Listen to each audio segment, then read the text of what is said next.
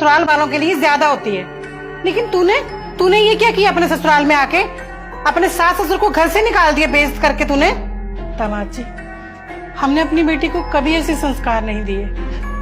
इसकी तरफ से मैं आपसे माफी मांगती हूँ। मम्मी जी, आप एक बात बताइए, कल को आपकी बहू आपके सामने पापा जी से बदतमीजी करे और इनको घर से बाहर निकाल दे तो आपको कैसा लगेगा?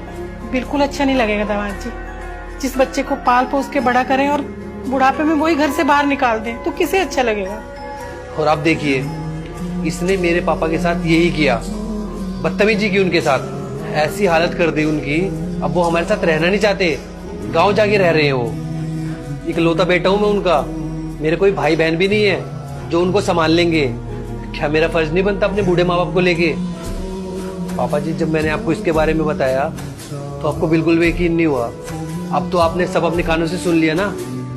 बेटा, हमने सच में ये नहीं सोचा था कि तू ये हरकत करेगी। आज तेरी वजह से मेरी परवरिश को गाली पड़ी है। ये मेरी औलाद हो ही नहीं सकती।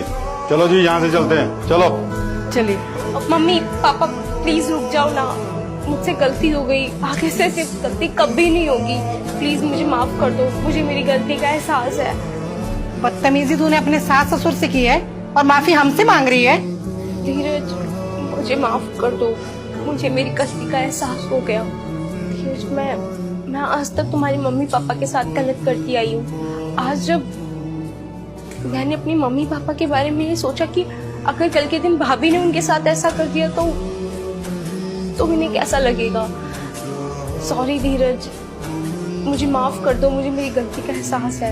आप एक काम करो, आप मम्मी पापा को फोन करके बुला लो, हम सब मिलके रहेंगे ना। मैं अब कभी नहीं लड़ूंगी, पक्का। देखो सारा, जैसे तुम अपने परिवार को खुश देखना चाहती हो ना, ऐसे ही मैं भी अपने परिवार को खुश देखना चाहता हूँ। अगर तुम हमारे परिवार को तोड़ोगी तो कोई खुश नहीं रह पाएगा। इस बार भरोसा कर लो, आगे से कभी नहीं होगा। दामाद जी, देखो, मेरी बेटी से नादानी में गलती होगी, आप इसे माफ कर दीजिए।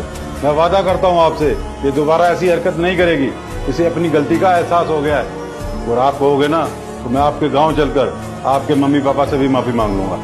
अरे पापा जी, आप क्यों हाथ जोड़ रहे हो? ऐसे अच्छा ही लगता। मुझे माफ करना, इसको समझाने का मेरे पास और कोई तरीका नहीं था। दामाद जी, आप माफी मत मांगिए, इसे समझाने का यही तरीका था। अगर इसे अब भी समझ नहीं आएगा ना तो फिर इसके लिए बहुत मुश्किल है। बेटा, परिवार के साथ मिलकर रहना सीख ले, वरना आगे चल के तुझे ही दिक्कत होगी। सुधर जा, अभी वक्त है, सुधर जा। परिवार को जोड़ कर रख, नहीं तो बहुत पछताएगी तू। समझ गई पापा, अब नहीं लड़ूंगी कभी। बैठिए ना आप लोग। जी।